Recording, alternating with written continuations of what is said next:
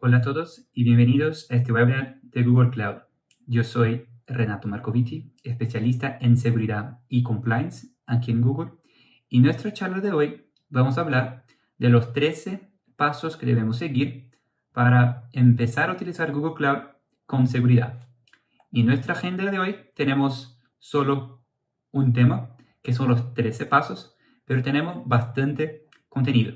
Entonces, empezando con los 13 pasos, el primer paso es hacer la creación de cuentas de usuario dentro de lo que llamamos de Cloud Identity. Cloud Identity es la solución de identidades de Google. Entonces, cualquier usuario que tenga que acceder a la consola de Google Cloud tiene que existir dentro de Cloud Identity. Es muy importante entender también que esta creación de usuarios puede ser hecha de manera manual y yo puedo también hacer la integración con ambientes de Active Directory, donde yo puedo hacer un sincronismo de usuarios que ya existen en la base de datos de Active Directory hacia la base de datos de Cloud Identity. Entonces podemos tener las dos maneras. Empresas grandes que necesiten tener varios usuarios dentro de la consola de Cloud Identity, varios usuarios que requieren acceso a la consola de Google Cloud, muchas veces hacen este tipo de integración con Active Directory. Perfecto. Una vez que estos usuarios ya existen dentro de la base de datos, el próximo paso es hacer la configuración de los permisos, utilizando lo que llamamos de Identity and Access Management, o IAM. Como he dicho, IAM nos permite dar permisos a estos usuarios una vez que ellos ya están dentro del sistema, dentro de Google Cloud. Entonces, Cloud Identity permite que estos usuarios puedan hacer un login en la consola y IAM nos permite definir cuáles permisos estos usuarios van a tener. Es importante entender que estos permisos pueden ser aplicados en varios niveles. Como ustedes pueden ver aquí, dentro de Google Cloud tenemos una jerarquía. Tenemos el nivel de organización, tenemos las carpetas, tenemos los proyectos y tenemos los recursos. Un permiso puede ser aplicado a un usuario en varios niveles. Pero, por ejemplo, si yo decido aplicar un permiso a un usuario, y el permiso puede ser hacer la creación de máquinas virtuales. Si hago eso en nivel de organización, este permiso va a ser heredado a todos los otros niveles más abajo. ¿Qué significa eso? Significa que este usuario va a poder hacer la creación, por ejemplo, de máquinas virtuales en todos los proyectos que existen dentro de mi organización. Entonces, es un best practice hacer o dar estos permisos más próximo de los recursos o más próximo de los proyectos que estos usuarios, de hecho, van a trabajar. Aquí tenemos un ejemplo de una estructura de organización que ustedes pueden tener en el ambiente de ustedes. Por ejemplo, aquí organización, vamos a tener el dominio de la empresa. Las carpetas pueden representar departamentos diferentes de la empresa. Los proyectos pueden estar dentro de estas carpetas. Y finalmente tenemos los recursos que están dentro de estos proyectos. Es interesante entender también que tenemos algunos tipos diferentes de permisos y un grupo de permisos llamamos lo que llamamos de role. Entonces tenemos roles que llamamos primitivos, que son más amplios, que van a dar bastante acceso a estos usuarios. Tenemos lo que llamamos de roles predefinidos, que son roles más nuevos, que son roles más granulares. Normalmente están de acuerdo con una función de la persona dentro de la empresa.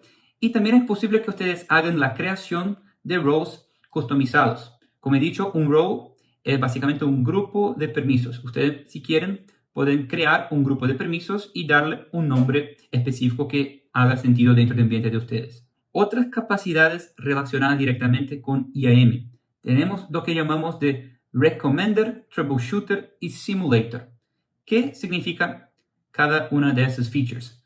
Básicamente, Recommender nos va a ayudar a entender si los permisos que un usuario tiene actualmente son de hecho los permisos más correctos. Entonces, básicamente, la plataforma de Google Cloud va a observar todos los recursos que este usuario accesa, todas las actividades que ese usuario intenta hacer y verificar si los permisos que ese usuario tiene hoy en día es suficiente o es mucho o es poco, y va a hacer recomendaciones.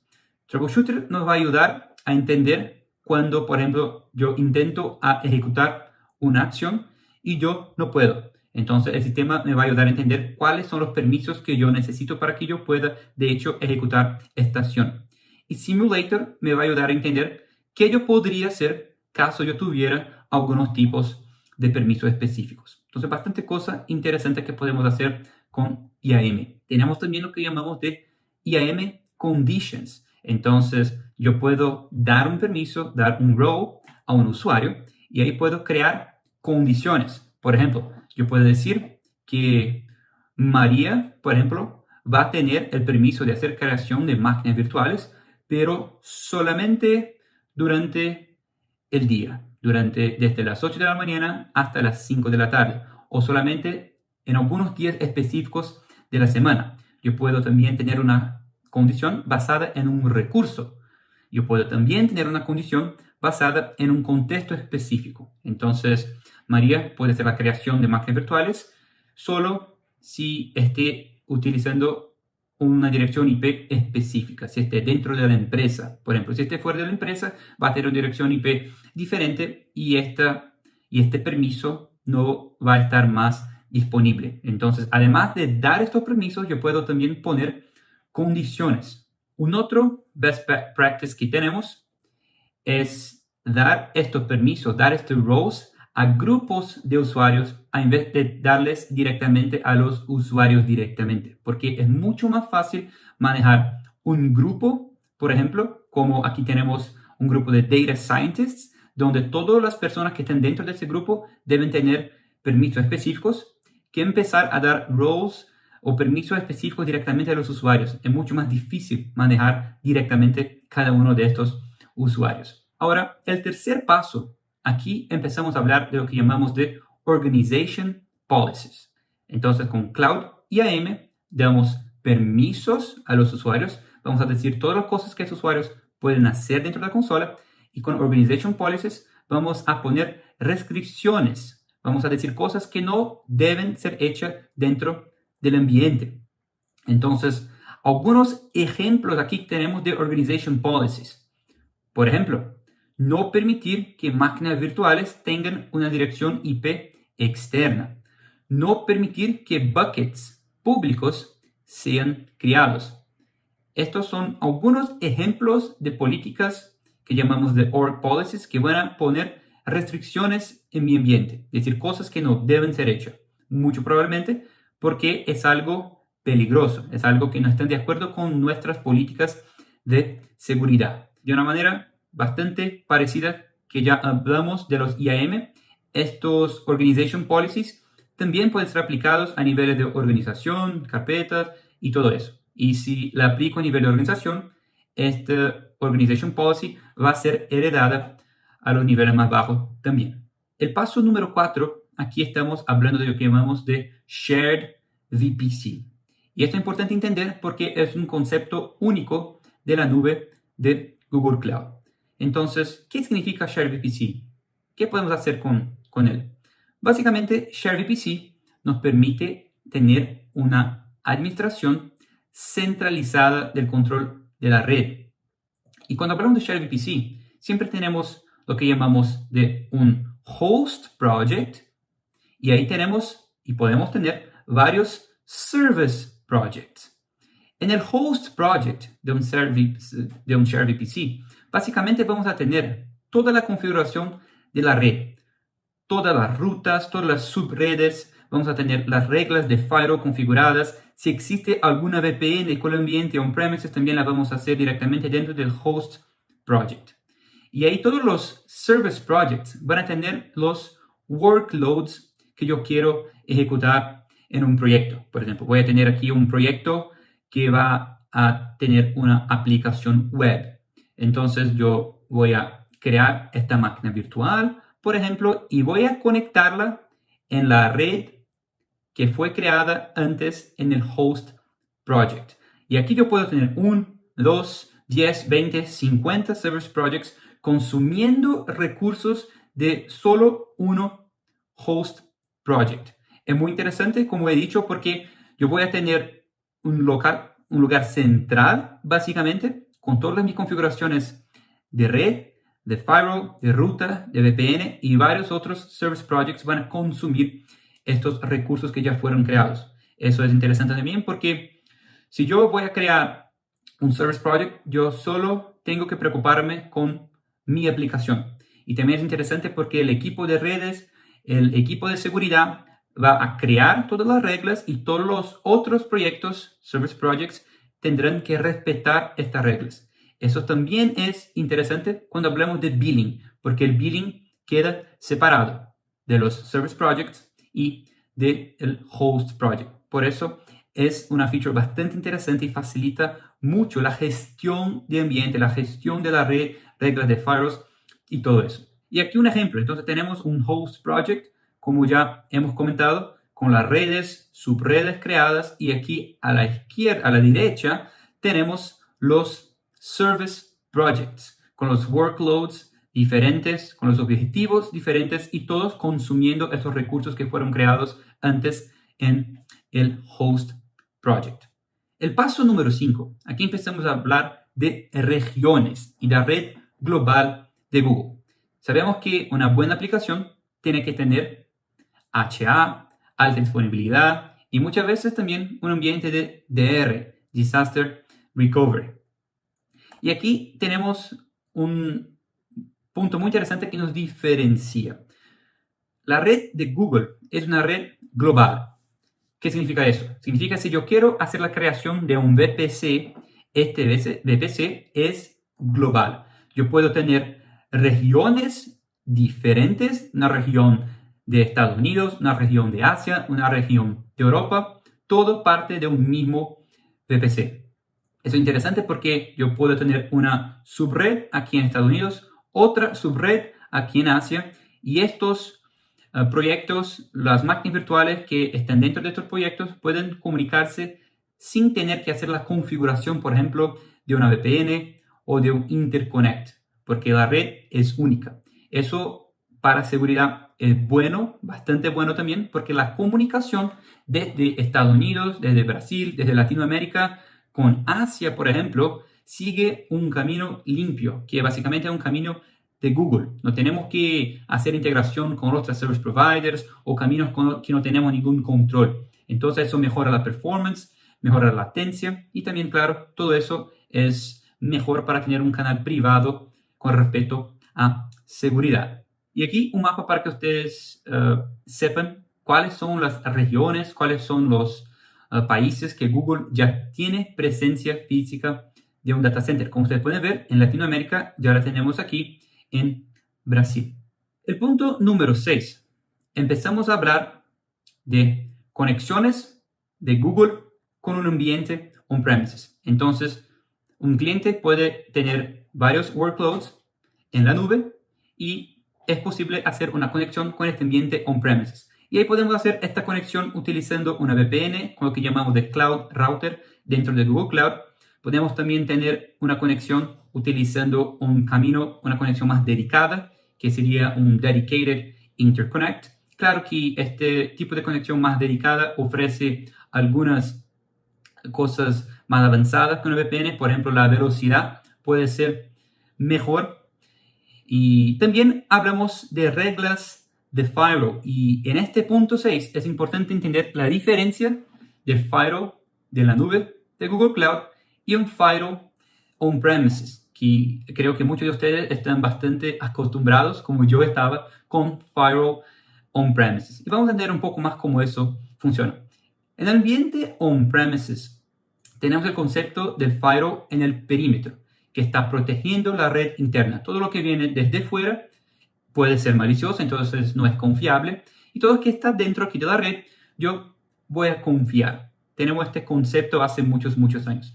Pero cuando empezamos a hablar de firewall en la nube o firewall aquí de Google Cloud, no tenemos más solamente un firewall en el perímetro. Tenemos lo que llamamos de un firewall distribuido. Entonces, cualquier comunicación de un activo de dirección IP con otra dirección IP de dos máquinas virtuales, por ejemplo, dentro de Google Cloud va a pasar por un firewall. Tenemos el concepto de un firewall basado en un software virtual. Entonces no es más una caja como estamos ya acostumbrados, que tenemos que hacer el dimensionamiento, entender cuál es el throughput de la caja, cuántas conexiones vamos a tener. Eso no existe más en la nube de Google. Básicamente tenemos un firewall distribuido que está presente en todos los lugares. Y creo que este slide ayuda a dejar esto más claro. Entonces, si tenemos una máquina virtual comunicándose con otra máquina virtual, siempre esta comunicación pasa por un firewall. En verdad, las reglas de permitir un tráfico o hacer un block de un tráfico van a ser aplicadas directamente a nivel de cada instancia que tenemos en Google Cloud. Entonces, de hecho, el firewall existe en todos lugares con cualquier comunicación de dos direcciones IP diferentes. No tenemos más el concepto de firewall en el perímetro solamente. Esto es muy, muy interesante. Y claro que en un ambiente on-premises es algo muy difícil de hacer, ¿no? Si tenemos dos máquinas conectadas a un switch, claro que estas máquinas pueden comunicarse. Entonces, es algo que en la nube, claro, es mucho mejor el nivel de seguridad cuando tenemos y hablamos de firewall en todos los lugares. El paso número 7, aquí estamos hablando de la conexión del ambiente de Google Cloud con el exterior. Y aquí tenemos un producto muy interesante que llamamos de Cloud Armor. ¿Qué hace Cloud Armor? Básicamente, Cloud Armor es nuestra solución de protección contra DDoS y también nuestra protección en la capa de aplicación. Es un WAF, un Web Application Firewall. Entonces, si existe una aplicación en Google Cloud, ya vamos a tener este tipo de protección en capa 3, en capa 4, hasta la capa 7, utilizando lo que llamamos de Cloud Armor. Podemos hacer la creación de reglas basadas en listas de IP, dominios, URLs, un montón de cosas que pueden ser hechas de manera customizada utilizando Cloud Armor. El paso número 8. Aquí empezamos a hablar de logs. Y sabemos que logs es algo en ambiente on-premises, es algo bastante complejo de tener. Pero en la nube esto cambia bastante. ¿Por qué esto cambia bastante? Porque en la nube de Google Cloud tenemos tres tipos de logs. Lo que llamamos de Admin Activity Logs, tenemos los Data Access Logs y también tenemos los System Event Logs. Los Admin Activity Logs y System Event Logs ya vienen encendidos por defecto. Entonces, cualquier cosa administrativa que pasa en la consola, que un usuario hace en la consola, por ejemplo, la creación de una máquina virtual, la creación de un bucket, o yo voy a darle a María permiso de creación de bucket. Todas estas actividades van a generar un log, que son considerados admin logs. Estos logs van a ser almacenados por 400 días por defecto, no pueden ser cambiados, no pueden ser eliminados de ninguna manera. Entonces, esto es muy, muy poderoso, especialmente cuando comparamos con el ambiente on-premises. No tenemos este tipo de seguridad, ¿no? Este tipo de auditoría que podemos crear en la nube, porque todo ya viene encendido por defecto. Y también tenemos lo que llamamos de Data Access Logs. Estos logs no vienen encendidos por defecto y sí van a tener un costo. Los logs Admin Activity y System Event vienen encendidos por defecto y no tienen ningún costo. Data Access Logs, aquí estamos hablando de específicamente actividades relacionadas a acceso a datos que ya existen en la nube. Por ejemplo, yo hice la creación de un bucket, eso va a generar un Admin Activity Log. Yo puse un archivo en este bucket y ahí, por ejemplo, si quiero saber cuáles son los usuarios que intentaron acceder a este archivo, intentaron ejecutarlo, por ejemplo, eso es un Data Access Log. Yo puedo tener encendido también en la consola, pero no viene por defecto. Entonces, cuando hablamos de log, tenemos una capacidad mucho mejor que cualquier ambiente on-premise, especialmente porque muchos de estos logs ya vienen encendidos por defecto y no tienen ningún tipo de costo. también tenemos lo que llamamos de VPC Flow Logs. Para ustedes que ya trabajaron con soluciones on-premises que hacen la análisis de logs, y on-premises aquí estamos hablando de NetFlow, por ejemplo, o IPFix. Básicamente VPC Flow Logs es algo parecido, es algo equivalente que tenemos en la nube. Estos VPC Flow Logs son muy importantes para hacer un análisis forense, para entender patrones de la red, para entender lo que está pasando, para entender anomalías. Y en el próximo paso vamos a entender cuándo estos logs pueden ser utilizados también. Bueno, llegamos al paso número 9. Aquí estamos hablando de herramientas de Google Cloud que Google ofrece a sus clientes para entender lo que está pasando en el ambiente con relación a seguridad.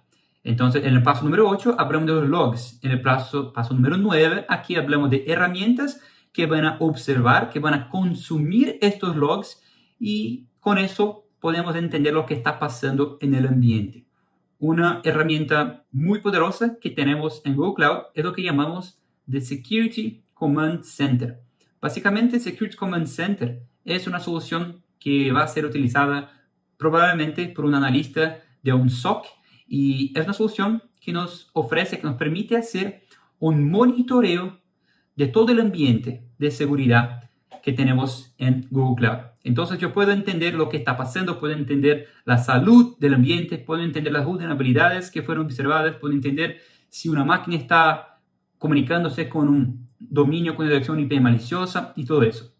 Por defecto, Security Command Center es una consola, es un dashboard completamente vacío. Y para tener información dentro de Security Command Center, tengo que encender algunas capacidades. Y aquí tenemos en este slide algunos de estos productos que pueden ser encendidos, pueden ser configurados y van a pasar a alimentar Security Command Center con información de seguridad. Tenemos, por ejemplo, lo que llamamos de Security Health Analytics. Este es una solución que va a hacer un escaneo de todo el ambiente periódicamente, buscando por vulnerabilidades, buscando por compliances, por cosas que no están de acuerdo con compliance de industria. Y aquí estamos hablando, por ejemplo, de CIS, estamos hablando de PCI y también varios otros que vamos a tener en breve dentro de la consola. Cloud Security Scanner nos ayuda a hacer un escaneo buscando vulnerabilidades en aplicaciones web. Tenemos también la parte de detección de anomalías y detección de amenazas. Todas esas capacidades aquí son motores que pueden ser encendidos dentro de la consola y van a generar información importante que pueden ser consumidas dentro de Command Center. Como ustedes pueden ver aquí en esta lámina, aquí tenemos la consola de Command Center. Podemos ver algunas amenazas que fueron encontradas. Puedo ver también un resumen aquí de vulnerabilidades, de eventos de seguridad que fueron encontradas y también Command Center nos va a entregar un listado de los activos, un inventario de los activos de mi ambiente. Entonces es una solución bastante completa. Creo que en esta imagen aquí está un poco más largo, podemos ver un poco mejor. Aquí es un screenshot de un ambiente de seguridad y los resultados que hemos tenido con Security Health Analytics. Entonces hicimos un escaneo y aquí descubrimos que existen cosas que no están de acuerdo con los patrones de CIS y PCI. Por ejemplo, hay puertos abiertos, hay configuraciones de firewall que no están de acuerdo, hay cosas relacionadas a HTTP, FTP y todo eso. Bastante cosa interesante que es hecha de manera automática y podemos consumir dentro de la consola de Security Command Center. Entonces, todos ustedes que piensen o que ya utilizan Google Cloud, recomiendo que aprendan un poco más sobre Security Command Center para, de hecho, empezar a entender lo que pasa, a saber la salud del ambiente que ustedes tienen en la nube. El paso número 10, como ya hablamos, aquí estamos hablando de los Service Projects. Entonces, hice la creación de mis Host Projects con toda la regla de firewall, con toda la configuración de redes, VPN, todo eso. Y aquí empezamos, de hecho, a poner nuestros workloads en la nube. Volviendo a la imagen anterior que ya hemos visto, tenemos los Service Projects aquí y como ya comentamos, aquí podemos tener varios Service Projects. Puedo tener 5, 10, 20, 100, una cantidad ilimitada de Service Projects, siempre conectadas a solo un Host Project, que tiene toda la configuración bases de la red y todo eso. El paso número 11, hablamos de lo que llamamos de VPC Service Controls. ¿Qué son los VPC Service Controls? Básicamente, ustedes pueden entender que un VPC Service Control es la manera que Google tiene de proteger los servicios gestionados que ofrecemos en nuestra plataforma. ¿Qué quiero decir con eso? Bueno, sabemos que en nuestra red, en Google Cloud, yo puedo proteger mis recursos, mis máquinas virtuales, haciendo la creación de reglas de firewall. Pero yo solo puedo hacer la creación de reglas de firewalls para cosas en el ambiente que tienen una dirección IP. Estos servicios gestionados, como por ejemplo el servicio de storage de Google o el servicio de BigQuery, son servicios gestionados que no tienen una dirección IP. Yo no puedo hacer la creación de una regla de firewall. Por eso tenemos lo que llamamos de VPC Service Control. Yo puedo hacer la creación de un perímetro alrededor de estos servicios que son siempre accedidos a través de una API y puedo crear contextos. Entonces, un usuario va a poder acceder, por ejemplo, un bucket o va a poder utilizar el servicio de storage. Claro, primero que todo es necesario que tenga los permisos necesarios, pero también si yo hago la configuración de VPC Service Control, yo puedo crear un contexto para este acceso. Entonces, este usuario solo va a poder accesar este servicio caso tenga una dirección IP específica de dentro de la empresa, por ejemplo, o cualquier otro recurso dentro de Google Cloud o fuera de Google Cloud que intente hacer un acceso a estos servicios aquí gestionados. Yo puedo crear este perímetro y poner un contexto. Entonces, algo muy, muy poderoso. Y esta lámina nos va a mostrar exactamente cuándo yo utilizo un firewall y cuándo yo utilizo un VPC Service Control. Entonces, cuando tenemos direcciones IP, sí utiliza una regla de firewall. Cuando hablamos aquí de servicios gestionados, una aplicación intentando accesar ese servicio gestionado, por ejemplo, o entre dos servicios gestionados o un usuario, ahí sí tenemos que hacer la creación de un VPC Service Control. El paso número 12, hablamos de lo que llamamos de Google Private Access. Es importante entender eso, pero es un concepto muy sencillo. Entonces, todos estos servicios gestionados de Google son accedidos a través de una API. Y por defecto, estas APIs son públicas. Yo puedo accesarla desde mi ambiente on-premises, puedo accesarla desde mi ambiente de nube. Pero por defecto, este acceso va por la Internet. Si quiero que este acceso de una máquina virtual que yo tengo en mi ambiente hacia, por ejemplo, un bucket, va por un camino privado, yo tengo que encender esta capacidad que llamamos de Google Private Access. Entonces, aquí en este ejemplo, yo tengo una máquina virtual que no tiene ningún tipo de dirección IP externa. Entonces, por defecto, esta máquina no podría accesar este servicio que tenemos en Google Cloud Storage. Si yo quiero que esta máquina pueda acceder a este servicio, yo tengo que habilitar lo que llamamos de Google Private Access. Y este acceso va a ser privado, no va por la Internet. Mismo que esa máquina tuviera una dirección IP externa, esta máquina por defecto iba a accesar este servicio por la Internet. Pero si tengo este Google Private Access encendido, todo pasa de manera privada. Y eso es verdad también para un ambiente on-premises. Si tengo una máquina en un ambiente on-premises y tengo una VPN con mi ambiente de nube, por defecto, si esta máquina on-premises necesita acceder a este servicio de storage, por ejemplo, esta comunicación va por la Internet. Si quiero que este acceso siga un camino privado, como por ejemplo una VPN o un interconnect, yo tengo que tener esta capacidad de Private Access encendida en la plataforma. Finalmente, llegamos al paso número 13. Aquí, de hecho, estamos hablando de hacer el despliegue de workloads en la nube y utilizar varias de esas capacidades. Una capacidad muy interesante aquí de seguridad que tenemos es lo que llamamos de DLP, Data Loss Prevention.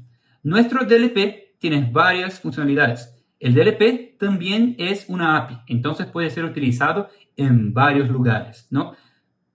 Una de las capacidades es el discovery y la clasificación de datos sensibles.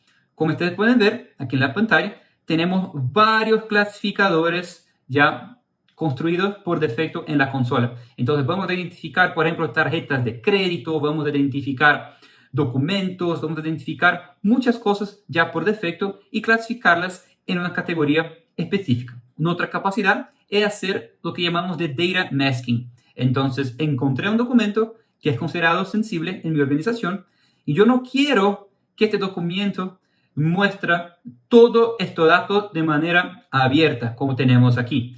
Entonces yo puedo utilizar esta API de DLP y ahí cambio, hago un masking de estos números. Un número de teléfono, por ejemplo, que antes estaba todo disponible, ahora está restricto. Ahora yo no lo puedo ver. Otra capacidad es hacer este mismo tipo de análisis en una imagen. Entonces aquí en esta imagen puedo ver que existe un número de teléfono, una dirección de correo, otros documentos. Entonces después de hacer el análisis con nuestras funciones de DLP, yo puedo esconder todas estas informaciones que son consideradas sensibles.